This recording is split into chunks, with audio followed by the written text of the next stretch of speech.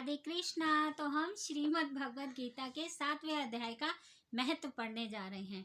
तो इसमें श्री भगवान शिव जी पार्वती जी से बोले, अब मैं तुम्हें 7वें अध्याय का महत्व बताता हूँ, जिसे सुनकर कानों में अमृत राशि भर जाती है। पाटलिपुत्र के नगर में शंकुकर्ण नाम का एक ब्राह्मण रहता था। उसने वैश्यवृत्ति का आश्रय लेकर बहुत सा धन कमाया था, किंतु न तो कभी उसने पितरों को तर्पण किया और न देवताओं का ही पूजन ही। वह धनोपार्जन में तत्पर होकर राजाओं को ही भोज कराया करता था। एक समय की बात है, उस ब्राह्मण ने अपना चौथा विवाह करने के लिए पुत्र और बंधुओं के साथ यात्रा की। मार्ग में आधी रात के समय जब वह सो रहा था, एक सर्प ने कहीं से आकर उसकी बाह को काट लिया। उसके काटते ही ऐसी अवस्था हो गई कि मणि मंत्र और औषधि आदि से भी उसके शरीर की रक्षा न हो पाई। तत्पश्चात कुछ ही क्षणों में उसके प्राण पखेरु उड़ गए। फिर बहुत समय के बाद वह प्रेत सर्प योनि में उत्पन्न हुआ। उसका चित्त धन की वासना में बंधा था। उसने पूर्व वृत्तांत को स्मरण करके सोचा, मैंने जो घर के बाहर करोड़ों की संख्या में अपना धन गाड़ रखा है, उससे इन पुत्रों को वंचित करके स्वयं ही उसकी रक्षा करूंगा।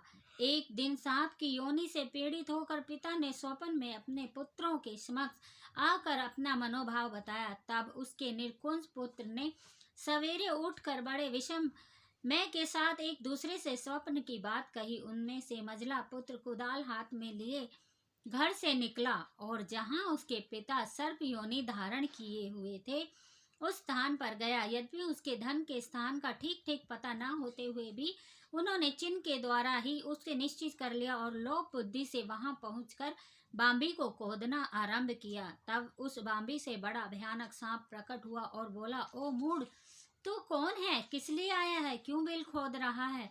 अथवा किसने तुझे भेजा है? ये सारी बात मेरे सामने बता। पुत्र बोला, मैं आपका पुत्र हूँ, मेरा नाम शिव है। मैं रात्रि में देखे हुए स्वप्न को देखकर होकर यहाँ का सुवर्ण लेने के कौतूहल से आया हूँ। पुत्र की यह वाणी सुनकर वह सांप हंसता हुआ उस स्वर से इस प्रकार स्पष्ट वचनों में बोला, यदि तू मेरा पुत्र है तो मुझे शीघ्र ही बंधन से मुक्त कर। मैं पूर्व जन्म के गाड़े हुए धन के लिए ही सर्प योनि में उत्पन्न हुआ हूँ। पुत्र, पिताजी, उस अब की मुक्ति कैसे होगी, उसका उपाय मुझे बताइए, क्योंकि मैं इस रात में सब लोगों को छोड़कर आपके पास आया हूँ। पिता ने कहा, बेटा, गीता के अमृत मैं 7वें अध्याय को छोड़कर मुझे मुक्त करने में तीर्थ, दान, तप और यज्ञ भी स्वरता समर्थ नहीं है। केवल गीता का 7वां अध्याय ही प्राणियों के जरा, मृत्यु आदि दुखों को दूर करने वाला है। हे पुत्र, मेरे श्रद्धा के दिन 7वें अध्याय पाठ करना। ब्राह्मण को श्रद्धा पूर्वक भोजन कराओ, इससे निसंदेह मेरी मुक्ति हो जाएगी। बेटा, अपनी शक्ति के अनुसार पूर्ण श्रद्धा के साथ वेद विधा में प्रवीण अन्य ब्राह्मणों को भोजन कराया। सर्प योनि में पड़े हुए पिता के यह वचन सुनकर सभी पुत्रों ने उसकी आज्ञा के अनुसार तथा उससे भी अधिक किया। तब शंकुकर्ण ने अपने सर्प शरीर को त्याग कर दिव्य देह धारण किया और सारा धन पुत्रों के अधीन कर दिया। पिता ने करोड़ों की संख्या में जो धन बांट कर दिया था, उससे वे सदाचारी पुत्र बहुत संपन्न हुए। उनकी बुद्धि धर्म में लगी हुई थी, इसलिए उन्होंने बावली, कुआं, पोखर, यज्ञ और देव मंदिर के लिए उस धन का उपयोग किया। अन्नशाला भी बनवाई। तत्पश्चात 7वें अध्याय का सदा जप करते हुए उन्होंने मोक्ष प्राप्त किया। हे पार्वती, यह तुम्हें 7वें अध्याय का महत्व बताया गया है, जिसके सुनने से मानव सब पातकों के मतलब पापों से मुक्त हो जाता है। यह हम 7वें अध्याय का महत्व हमने अभी पढ़ा है। ओम श्री परमात्माय नमः। 7वें अध्याय को अब हम पढ़ने जा रहे हैं। उसके उपरांत श्री कृष्ण भगवान बोले, हे पार्थ, तू मेरे में अन्य प्रेम से आसक्त हुए मन वाला और अनन्य भाव से मेरे परायण होकर योग में लगा हुआ मुझको संपूर्ण विभूति, बल, ऐश्वर्य आदि गुणों से युक्त सबका आत्मा रूप जिस प्रकार संशय रहित जानेगा, उसको सुन। मैं तेरे लिए इस रहस्य सहित तत्व ज्ञान को संपूर्णता से कहूंगा कि जिसको जानकर संसार में फिर और कुछ भी जानने योग्य शेष नहीं रहता है। हजारों मनुष्य में कोई ही मनुष्य मेरी प्राप्ति के लिए यत्न करता है, और उन यत्न करने वाले योगियों में भी कोई ही पुरुष मेरे परायण हुआ मेरे को तत्व से जानता है, अर्थात यथार्थ मर्म जानता है। हे अर्जुन, पृथ्वी, जल, अग्नि, वायु और आकाश तथा मन, बुद्धि और अहंकार भी ऐसे यह 8 प्रकार से विभक्ति हुई मेरी प्रकृति है। यह 8 प्रकार के भेदों वाली तो अपार है, अर्थात मेरी जड़ प्रकृति और है महाभाव। इससे दूसरी को मेरी जीव रूपा परा अर्थात चेतन प्रकृति जान के, जिससे यह संपूर्ण जगत धारण किया जाता है।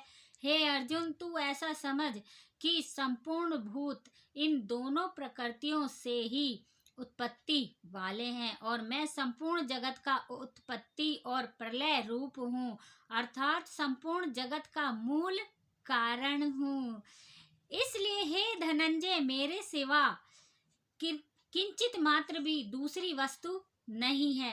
यह संपूर्ण जगत सूत्र में सूत्र के मणियों के सदृश मेरे में ही गुथा हुआ है। हे अर्जुन, जल में रस हूँ तथा चंद्रमा और सूर्य में प्रकाश हूँ, और संपूर्ण वेदों में ओमकार हूँ।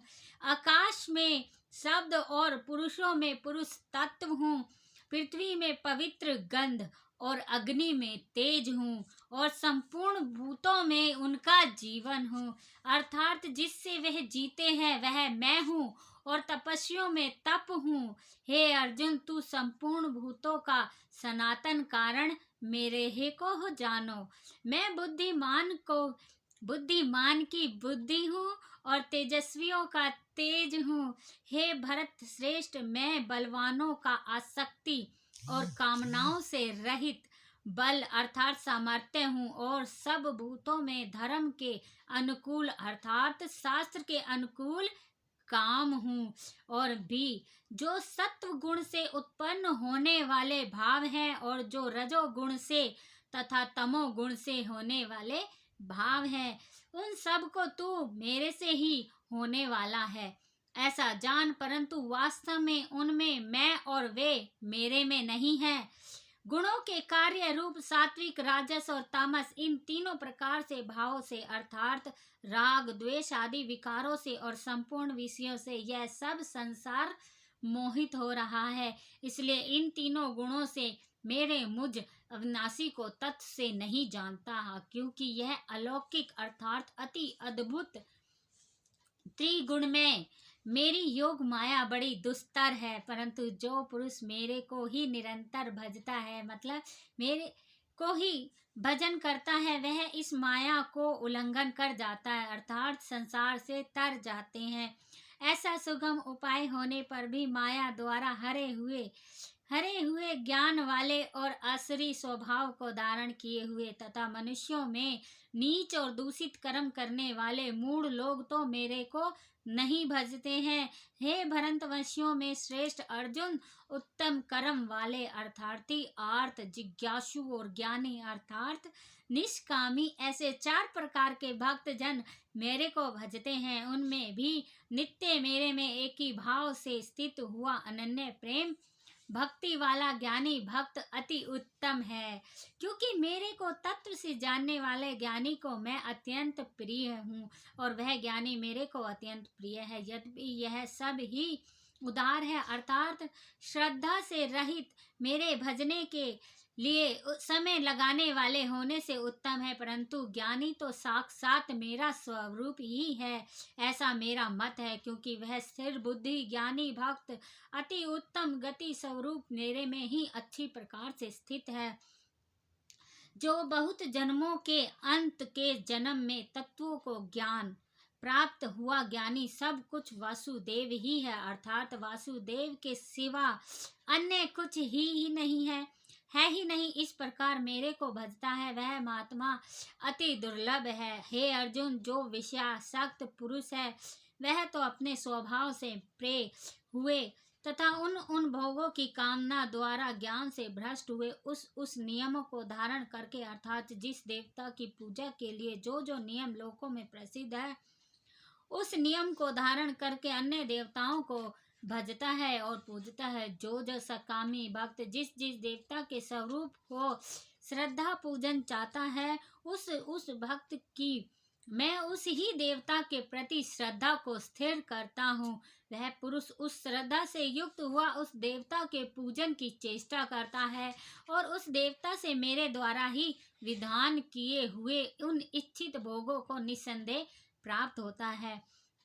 परंतु उन अल्प बुद्धि वालों का वह फल नाशवान है तथा वे देवताओं को पूजने वाले देवताओं को प्राप्त होते हैं और मेरे भक्त चाहे जैसे ही भजे शेष में वह मेरे को ही प्राप्त होते हैं। ऐसा होने पर भी सब मनुष्य मेरा भजन नहीं करते। इसका कारण यह है कि बुद्धिहीन पुरुष मेरे अनुत्तम अर्थात जिससे उत्तम और कुछ भी नहीं है ऐसे अविनाशी परम भावों को अर्थात अजन्मा अविनाशी हुआ भी है, अपनी माया से प्रकट होता हूँ ऐसे प्रभाव को तत्व से न जानते हुए इंद्रियों से परे मुझे सच्चिदानंद परमात्मा को मनुष्य की भांति जन्म कर व्यक्ति भाव को प्राप्त हुआ मानते हैं। अपनी योग माया से छिपा हुआ मैं सबके प्रत्यक्ष नहीं होता हूँ, इसलिए यह अज्ञानी मनुष्य मुझे जन्म रहित अविनाशी परमात्मा को तत्व से नहीं जानता,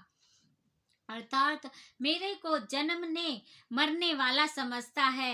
हे अर्जुन, पूर्व में व्यतीत हुए और वर्तमान में स्थित और आगे होने वाले सब भूतों को मैं जानता हूँ, परंतु मेरे को कोई भी श्रद्धा भक्ति रहित पुरुष नहीं जानता।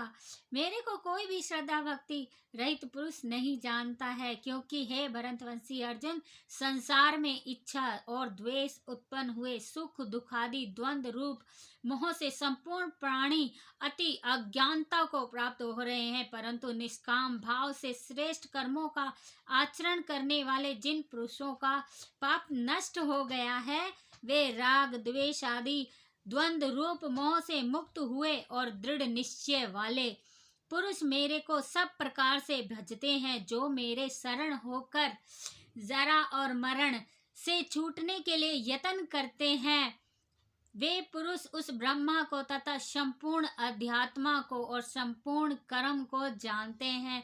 जो पुरुष अधिभूत और अधिदेव के सहित तथा अधियज्ञ के सहित सब का आत्म रूप मेरे को जानते हैं, अर्थात जैसे भाप, बादल, धूम, पानी और बर्फ ये सभी जल स्वरूप है, वैसे ही अधिभूत, अधिदेव और अधियज्ञ आदि सब कुछ वासुदेव स्वरूप है।